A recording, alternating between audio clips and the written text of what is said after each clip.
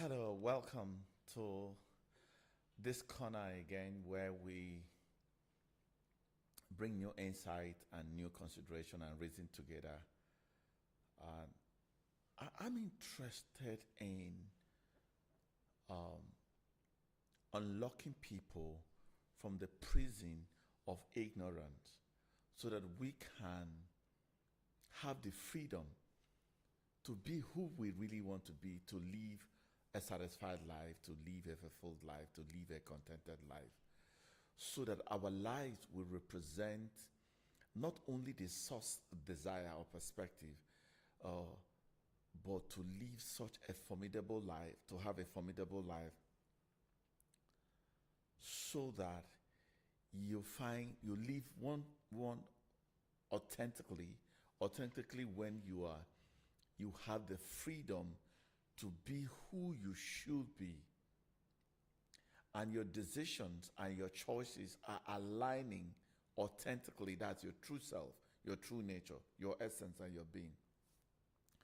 We want to be able to live powerfully. Powerfully is that when we consciously make choices and make decisions that align to our true values and our true essence, that align to divine essence and align to our values.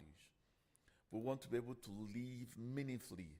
I always said that we are meaning. Things doesn't give us meaning until we assign meaning to it. Let me say that.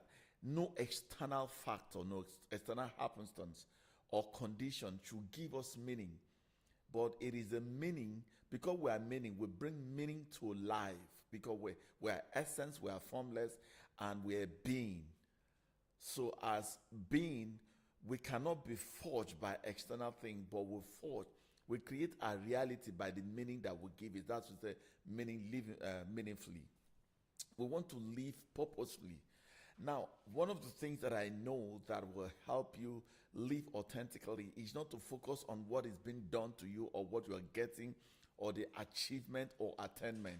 No, no, no, no. Those ones are outcome. And what is purpose is, how do I contribute? How do I serve the world? How do I bring my contribution? You don't get an award by what you get. You get rewarded by what you contribute. So expectation as a trap, meaning that you are outsourcing yourself to external validation or external reward. And that's why we get disappointed. We want to see that you live compassionately, where you are non-judgmental, non-attaching and clinging to the past and old patterns, but where you have found the freedom to live in the now and live compassionately. Now you drop suspicion, you drop blaming, you drop judging, you drop all kinds of negativity that be cloudy, because what you give is what comes back to you. And we want to be able to live empathetically. And you know, this is what makes us human. And so today we are still on that path where we want to correct or be able to consider transforming our lens life. Lens life is so important that if you get your lens life validated, authenticated to align to your true nature, trust me, you will not only find satisfaction, you'll find advancement. And what I want, what I desire, my reason of doing what I'm doing is people to live in wellness, in goodness, the unending goodness. And honestly, it is not what we think about life. I've lived quite a while, many decades, and I wasn't like this as well too. But I have found out that if you are going to advance in life, if you are going to increase to find your higher self, shifting from your lower base to your higher self, all that is required is a shift in perspective. Let me say that again. Is a shift in lens life. And I periodically keep reminding us that there are forces of life. There are life forces that we need to co-create with. because we're not in control of everything. We live a transcendent life where there are things bigger than us, there are things higher than us. And so, my desire is that if you're going to advance, one of the things that we are going to do is to periodically, like you go to the clinic, the eye clinic, to look at your visual faculties to ensure that they are optimally functioning. Now you check periodically. In the same way you go to clinic, physical clinic, to see your doctor, to see the eye doctor, it's the same way you periodically go to life forces to ensure that you are putting on the right life lens. If it's not, I'm sorry, you're still going to experience the failure. You're going to experience the unworthiness. You're going to be like weak. You're going to be powerless. You're going to be fearful. You're going to be like an underdog. But when you consistently, and it's important, please, consistently check your lens. Are you on the correct life lens? Are you on distorted life lens? And I'm going to hit it because, we complain about life. We whine about life. We find fault. We blame. We worry. So much anxiety. All those are incorrect lens life. Can I say it again? They are based on incorrect life lens. I didn't know about this, some years. Honestly, and now we're coming to awareness of it. And now we have emptied ourselves completely from the old pattern of seeing. Now what we have done is to begin to surgically allow the life transformer refiners to refine our lens life and replace it. I mean, I use a lot of lenses, and I was using one. As I age, I move into 1.5. And I mean, I couldn't see well with one. I upgraded 1.0. From 1.0 to 1.5. I upgraded to now 2. I'm using 2. And the more I get transformed, the clearer. So there's clarity that comes up. So when people say that they are confused in life, it's because they have not obtained the life lens that give them mental clarity. Now they are still using an old lens to function in a new circumstances or in a new situation in life, and they will not work because they are unmatchable. They are unmatchable. They are unmatchable. So that is why it's important to sit down at this corner to say, what is my life lens? I'm an advocate that life must be designed and life must be default. Default like is when we are like robots, when we are reactive. In fact, reaction of life is a function of distorted life lens. Because when you advance, you realize that you go into the gentle mode, the slow mode, the absorption mode, where you can absorb things and internalize them, and before you connect it with your own authentic lens, so that you can define the external, not what the external is forming or the reality, but from your own life lens reality. So what we intend to do is to upgrade your life. And to upgrade your life, there are 3 essential things we are going to talk before we now move into the main thing. I love ascension. I love higher heights.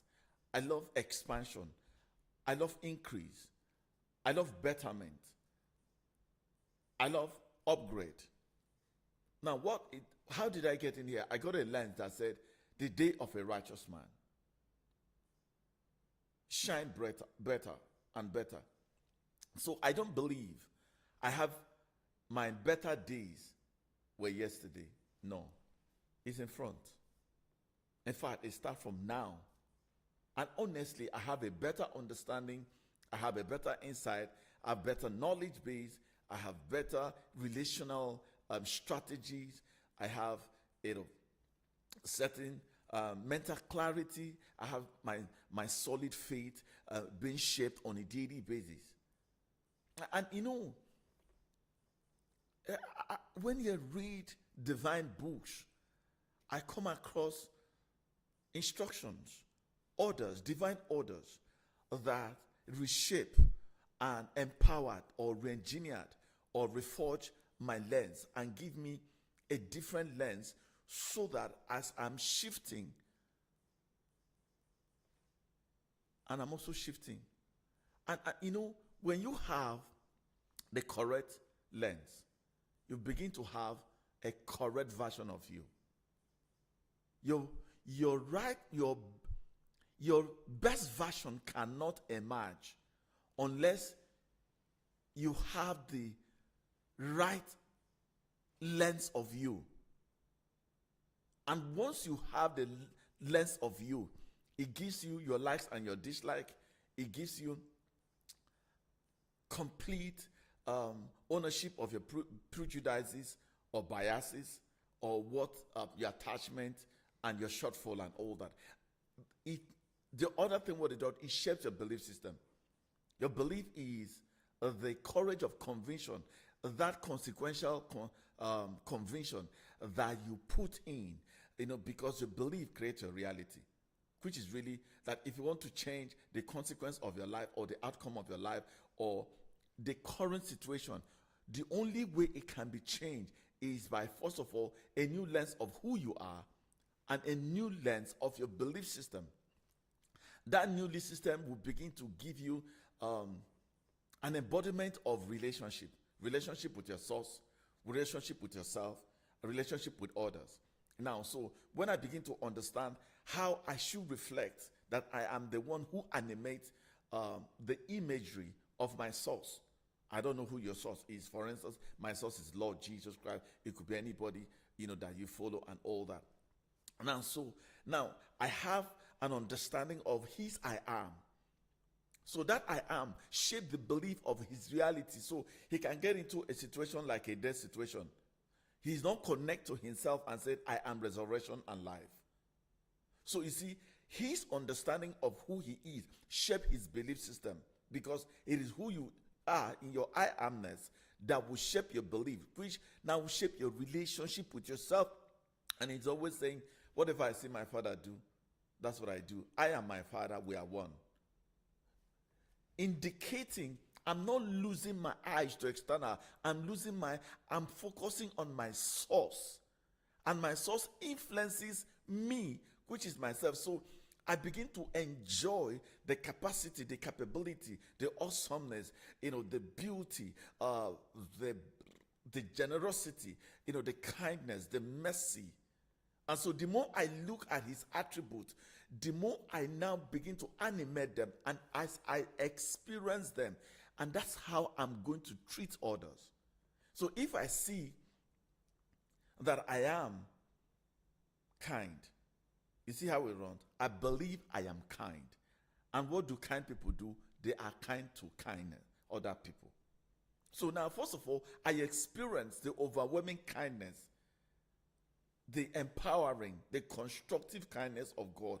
And now when my body is full of the source embodiment, you see how that relationship goes over there. And that's how I'm going to treat the people. I see him as humble, I become humble. I see him and self-surrendering to the divine order, I surrender to the divine order.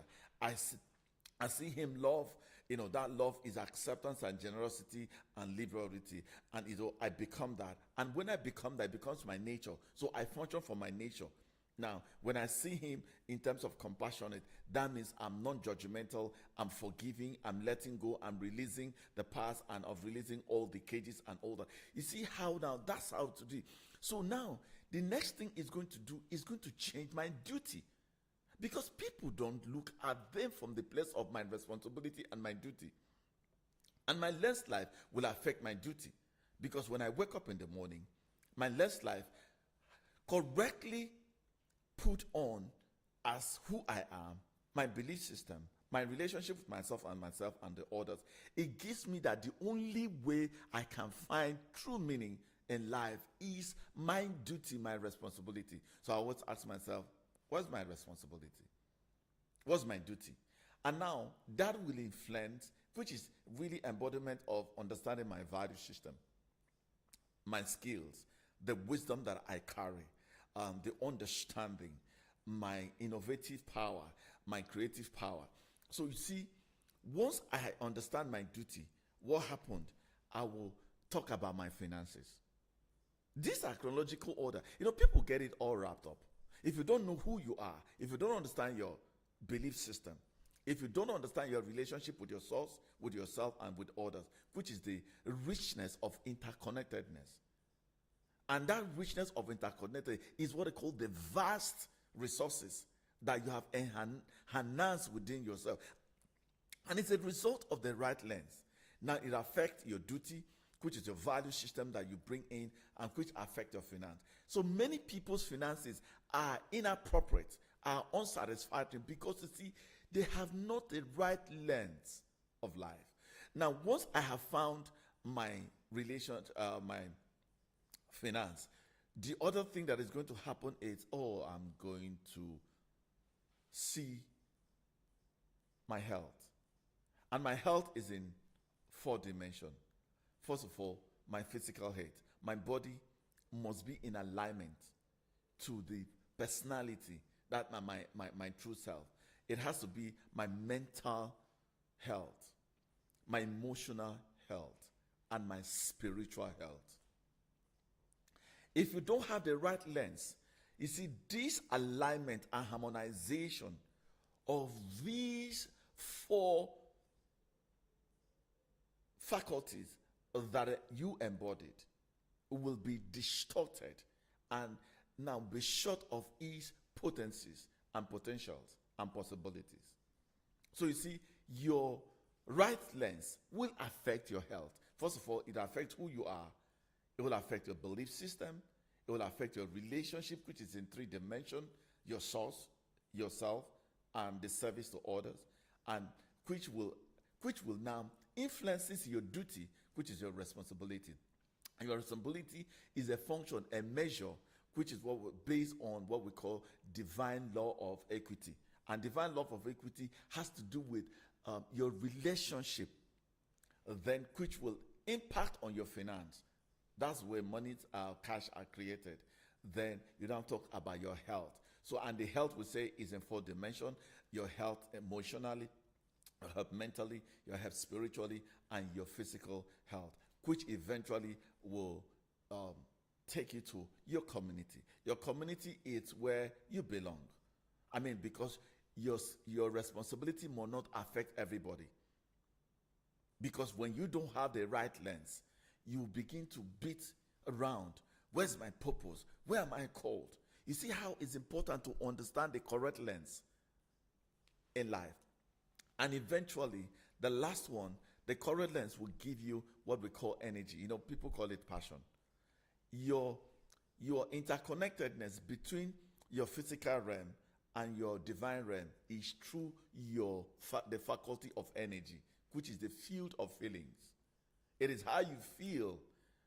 If you have a wrong lens of life, it will alter the mechanism, the faculty of your feeling, which is why that's why most people say, follow your passion. No, please don't follow your passion. Follow your nature, which is who you are. These things are so powerful. And that's why people are under average of life, mediocrity, complaining, whining, unsatisfied life, unhealthy, whether it's financial unhealthy, whether it's relational unhealthy. That's why we live underneath our true potential and our possibility and the vastness with which we represent. You see why it's good to have the correct lens. You see how I've modified it. Your incorrect lens of who you are introduces inappropriate living. And that's why people are in error. That's why people sin. That's why people are in disorder. Because now they have an inappropriate of themselves. They are living another person's life. That's why I read something recently, and I think it's from Proverbs. And it talks about the people who pretend. In fact, if you live a pretentious life, you undervalue yourself because you have put in another person's lens and want to function it is a load. I give instance, there's a particular gentleman, David. David has been trained into a certain skills and have understanding of a different skill, how he defeats his opposition. And for some strange reason, he appeared in a battleground. The then king gave him a lens of an armory. And that armory, he was not used to it. And he cannot fight with that armory because it was strange. A lot of us have strange armory that we're fighting. It could be armory from our parental influence. We're carrying influences from people that abused us as children, people that insulted us, people that devalued us. We're still taking that lens of life. People that have maybe accident that we had in the past or some sort of incident that is clouding us. And today we are seeing from that past. And one of the ways what we are zeroing in today is, are you seeing from the old or from the new? Are you seeing from the old or from the new? We're going to talk about about 9 things how the old conditioned you. But before I go in there, let me give you how we ascend, the right lens of ascension. There are 3 ways to ascend. Number 1 is the lens of the state of your mind. Lens of the state of your mind. Lens of the state of your mind. I love working with mind because mind is the center of life. It's the green upon which your life is built upon. If you're going to do well, you need to know the state of your mind. I like to know the state of my mind on a daily basis. Now, if you have a healthy mind, you have a healthy life. And honestly, it will impact and give you healthy lens. I will explain it. If you have an unhealthy mind, so in the state of mind, we have healthy mind and unhealthy mind. They completely shape our experiences and our outcome. Let me give instance. I read somewhere in Matthew chapter 7. There were 2 stories about 2 kinds of trees. We have the bad tree and we have the good tree. Now, the bad tree already know in his own knowing that it's a bad tree. It's going to produce after its kind. It's going to see life from the place of, he has an eye of bad. So it's going to be judgmental, it's going to be fearful, it's going to be weak, it's going to be helpless, it's going to be proud, it's going to be insensitive, it's going to be inconsiderate, he's going to be more attached to self-centeredness, and it's going to be more concerned about what comes to me. And the root of destruction is self-centeredness. And self-centeredness is as a result of unhealthy mind. Because unhealthy mind is fixed, is clouded in masteries of unknown, is fearful. Unhealthy mind will impact on your lens life. So there's this good tree. And sometimes I'm in this constant concern that when people say they are in light, they should represent a good tree. And if I'm in a good tree, or I'm a good tree, I'm going to define my realities from my nature, not from my passion. You see the difference why you should don't follow your passion, follow your nature. Because your nature will impact on the energy, which is the passion, which is how you feel. The nature of your mind will affect your lens of life. Because that's where the productive chamber is. It is so boisterous, is unpeaceful, is fearful, is condemning. And most time when people condemn, they think that they are just condemning other people, other things over there. It's a function of the state of the mind. Because it will impact. It will impact your relationship. It will impact on your work. It will impact on your parenting. It will impact on your relationship with the world and external world. It will impact on how you feel. So that's unhealthy mind. Then healthy mind, of course, is very compassionate, it's humble, it is very productive, it's creative, it's forgiving, it releases from the old patterns and all that. So number one, I said the way to ascend is number one, the state of your mind.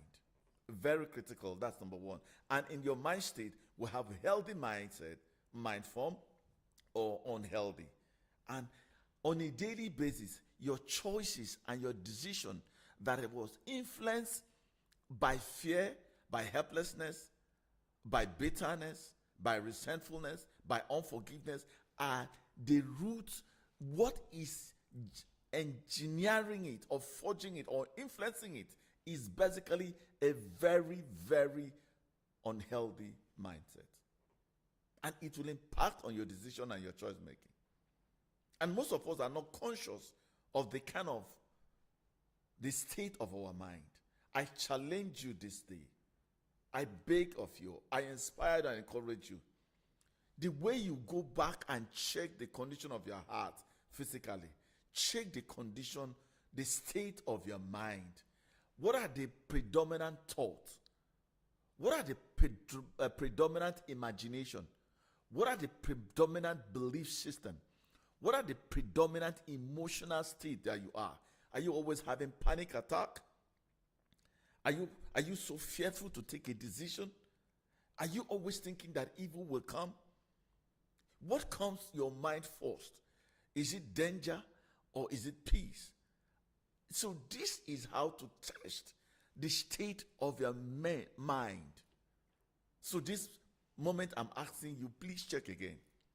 Do you have a healthy mind or unhealthy mind? It will impact on your decision. It will impact on your choices. It will impact on your relationship. It will impact on your performance. It will impact on your parenting. It will impact on your service. In fact, it will impact on your leadership. Or do you have healthy mind? So when you have the state of your mind, which will impact your lens life, the next thing is the story of your mind. We all live by stories. I read a scripture that said, he that repeats a matter, separate friends. He that repeats a matter. So the constant complaint,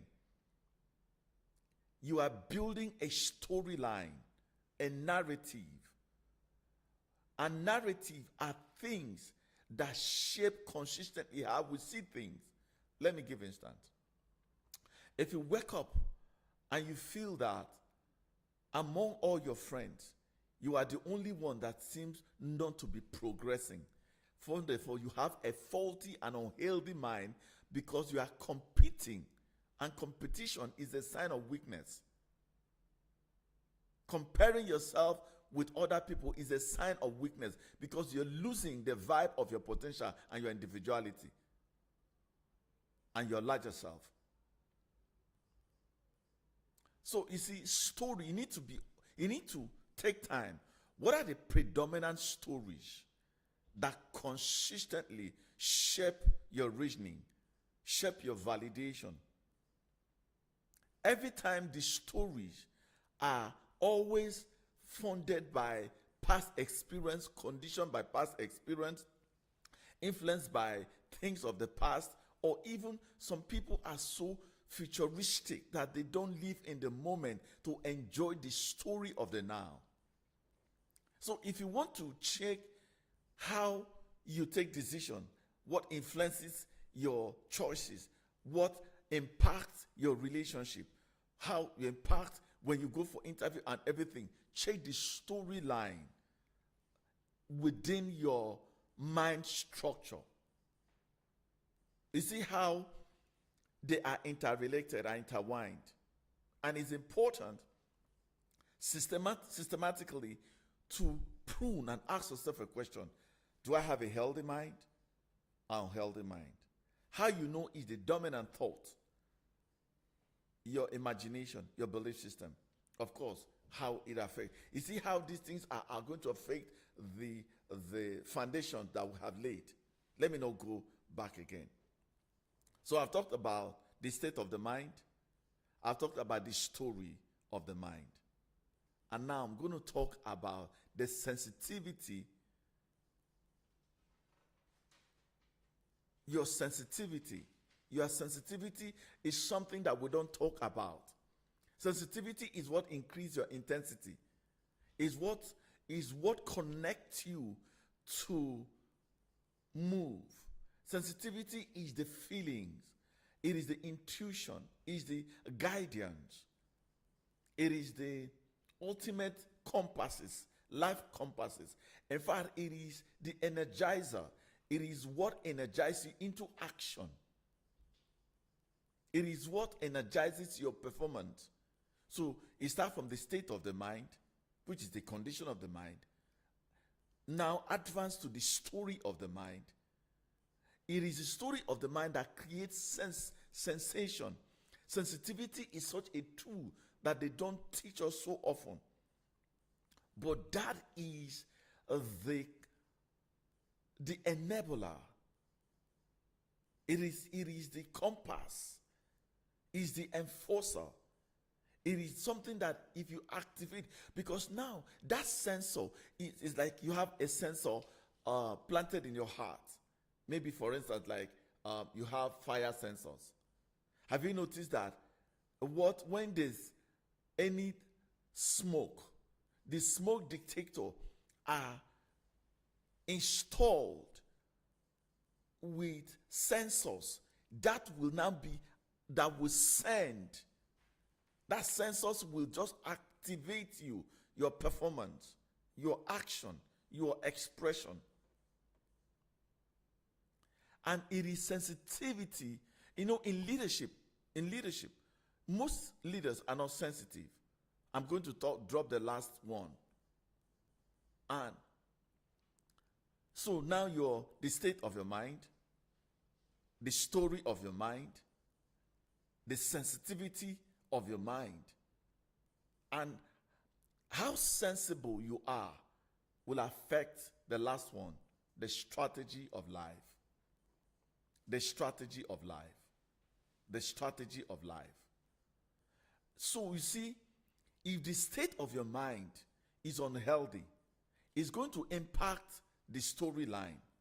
It's going to impact your sensitivity, and it will govern the strategy. And it is the strategy that services you and which is your connection to all the external factors of life.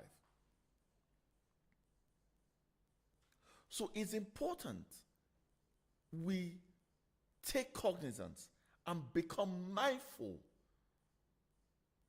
what shape our life lens. For you to advance, for you to be better, for you to move on to higher life, you need to put the correct lenses. And the correct lenses are shaped and forged and engineered or inspired or fueled consistently by the state of our mind. An unhealthy mind will produce after its kind, which will create a recurring or repetitive storyline. And those storylines you tell yourself, you know how people said, I lost a job. And at a particular season, I lost that job. I got another job. Almost at a particular season, I made the same circumstances. I lost the job again. Now, you see, you got another job. Because you have unhealthy mind, you did not adapt healthy mind to become more productive and change the thinking pattern. And now the unhealthy mind has impacted your thought patterns, and thought patterns are life creators, because now your healthy mind is influencing it. Now you create repetitive stories, and that repetitive stories will begin to impact on your belief that create your reality. Now, this unhealthy mind that has created unhealthy stories will now impact your sensitivity, which is your feeling, your sensors. This is how this sensitivity that creates panic, fear, anxiety, worry, and resentment, anger. You see how they are all connected. It's the sensitivity that is connected to a story, that's connected to an unhealthy, productive mind. And now it affects your strategy of life. And we should come to a place of this redesigning consistently to check this pattern. And I wish I know some of this. I wish I know some of this. So I'm asking, you see how you cannot advance until you have upgraded these systematic faculties, the faculty of the state of your mind, the faculty of the story of the mind, the sensitivity of the mind, and the strategy of the mind, which eventually will shape. And there's an alignment. If one is not in harmony with the rest, you see that you are in imbalance. An imbalanced person cannot achieve anything, because you need solidity and balance to be able to have firmness in order to get into your courage of conviction to get anything meaningful. So, let me know your thought about this, and thank you for following me, everybody joining. Thank you again. I love the fact that you are getting responses, and I hope this makes sense. Now, in rounding up, one of the things that deter us from life, I'm going to bring them. It's either you see from the old or you see from the new. Incidentally, I read a scripture that said, His mercies are new every day. Believe you me, when you talk with people, we are conditioned by old experiences that has happened in the past. In fact, it seems that what shaped our reality, we see from the past, or people see from the future. We're either seeing from the future or you're seeing from the past. But you see, those things are illusions. They are illusions. So, let me explain. Seeing from the past help you. I'm just saying help you. It's really help. It helps you to have a distorted lens. Or people say, experience is the best teacher. Experience is not the best teacher. Is a teacher, but not the best teacher. Revelational knowledge is better than experience. Revelational knowledge, revelational insight helps you to live in the moment, not in the past. Old conditioning impacts you and give you an old lens to see new lens. Let's take, for instance, me. Maybe some past people are still seeing me from the old Patrick. And when they see me, they're likely going to relate with me from where I am. Let's assume I met an old friend who have not seen me for the past 10 years or 5 years, do not know my financial capacity. And maybe I was, always asking for a handout from that guy. So he was helping me. If I stumble in that guy in a certain form, not really, like maybe I didn't dress well, or I'm not driving a particular car, I see me walking and I just parked my car somewhere, he's going to be afraid that I'm going to ask him for money. And meanwhile now, I had the capacity to help him. So he's seeing me from the past. Now, I could be an angel in his life now. But the moment he sees me, he goes to see how he is giving me handout. Meanwhile, I have more than handout to give him. You see how lens must not be fueled by the past. You see how experience is not the best teacher. You know that people have missed their husband or their wife because they've been friends before. And this guy was in a class. And in the class, there was a noisemaker like me. And noisemakers like us were not taken seriously because they were always punishing us. You know that when he sees me now, he will call me noisemaker.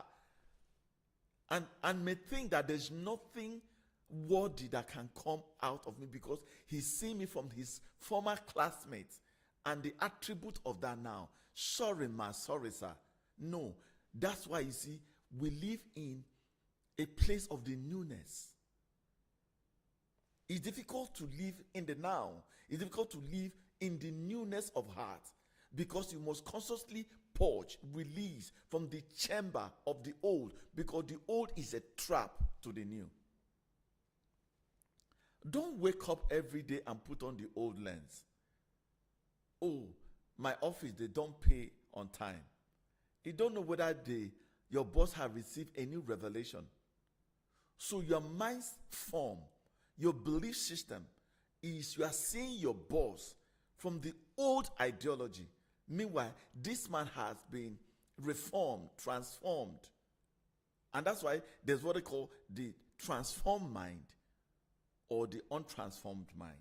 The renewed mind. Unfortunately, in our divide, we are said renewing your mind. But people think that it is, I don't know. Renewing mind means that in your mind, you have a mind eye lens, you have a heart lens. And majority of us are in the mind lens, which is not in harmony with the heart lens. Now, the way life is in the heart lens. And the heart is always renewed through revelational knowledge and new truths. Because if I find a truth, it will revolutionize and mature me from where I was. And that's why we need to constantly think, review our lenses. Are we carrying old lens to a new life? Because the old lens of life will not satisfy you in the new lens of life. Now, this is how to characterize old lens.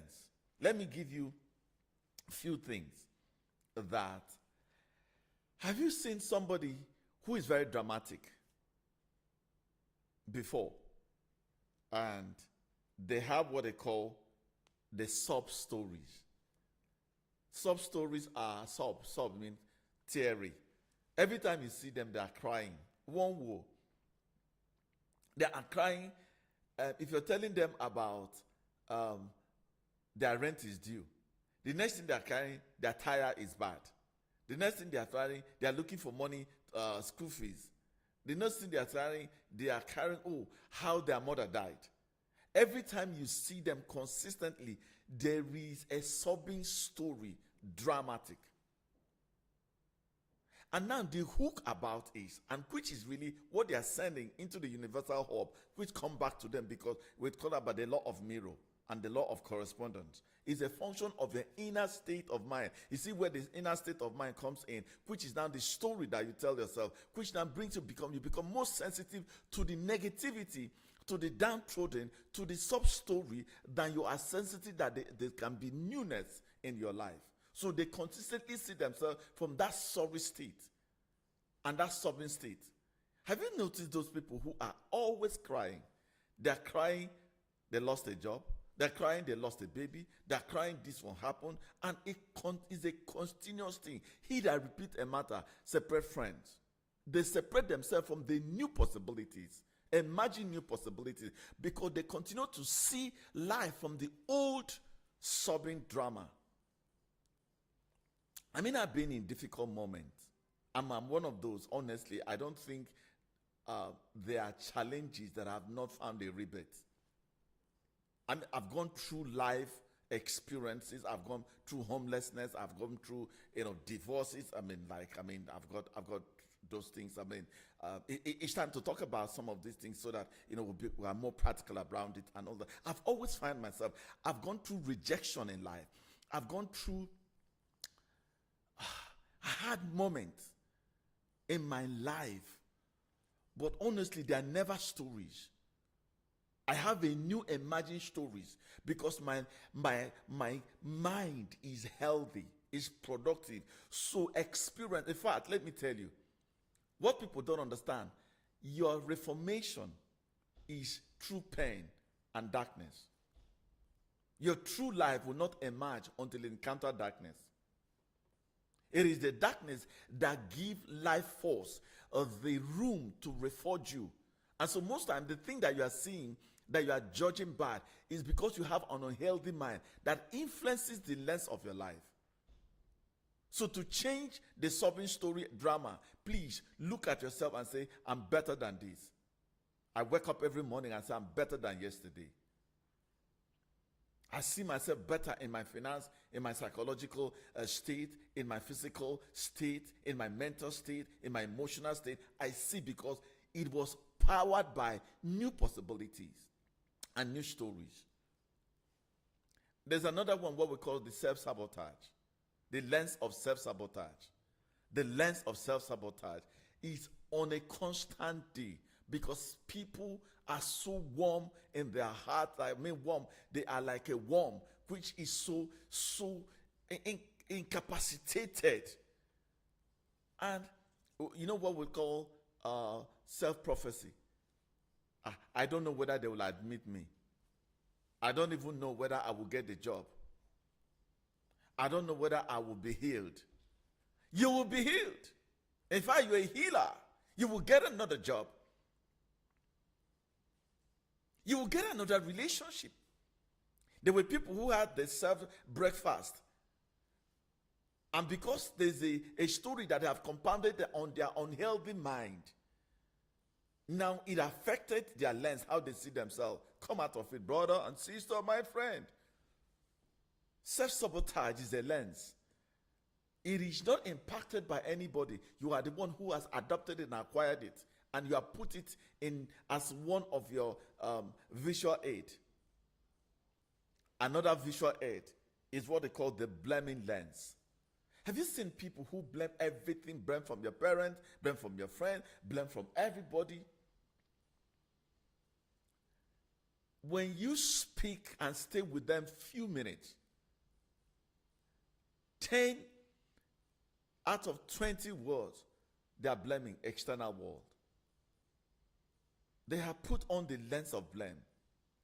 They blame the chair, they blame the air, they blame government, they blame. They have put on what they call the blame lens. They blame food.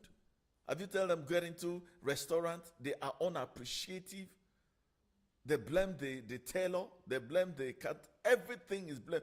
They are characterized by blame. They see blame on every. In fact, they cannot see possibility. Even everything is apparently, everybody saying is an excellent form. When you see them like this, it is not an excellent form. They will find out something to blame about that. They blame about the setup. They blame about the configuration. They blame about everything is blame.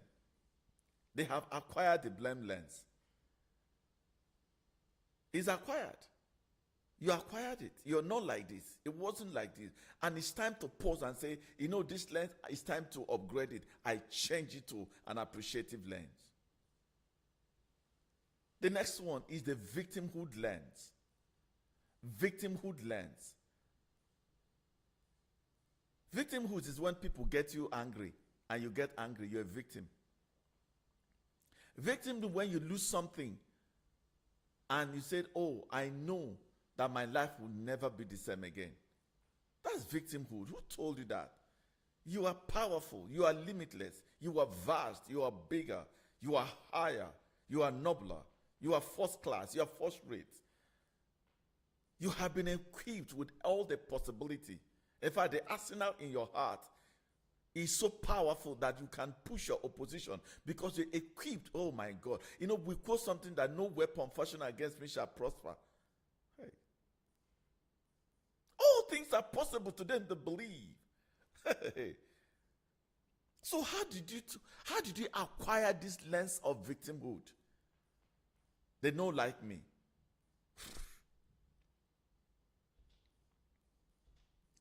I want to talk about the mediocre lens. It's what they call the average thing. When you get into their space, they think you will just see mediocrity smell everywhere, from their kitchen to their car. Give them resources. They see from the lens of mediocre. Send them to market to buy something, to purchase something. It is from the mediocre lens. And it becomes an average life. An average life is conditioned by lens of mediocrity.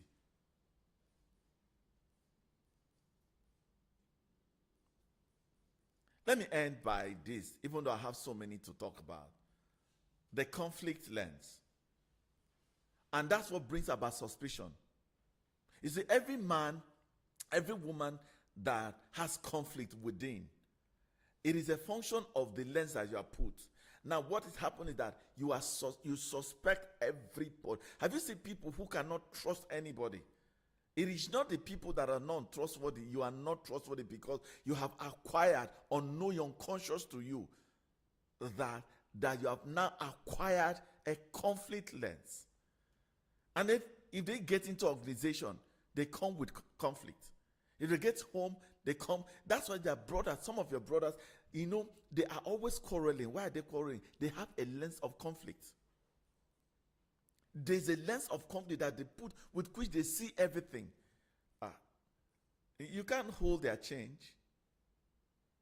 Conductor cannot hold their change.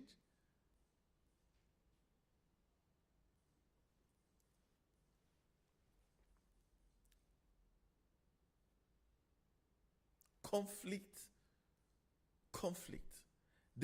Those lenses, first of all, impact on us and reflect how we see the world. We define it from the lens of conflict. And that's when you see war, nation from nation, home to home, companies to company, they put on what they call the conflict lens. So they define circumstances and people from the lens of conflict. And in fact, first of all, they are in conflict within themselves. And so that inward conflict is a representation now externally with conflict. They cannot be in harmony. They are not humble. They suspect everything is in danger. And they are angry. I don't even want to go to the lens, the anger lens. If I touch anger lens, you will throw stone on me because all of us are involved. Let me close by saying the faulty belief. Faulty belief.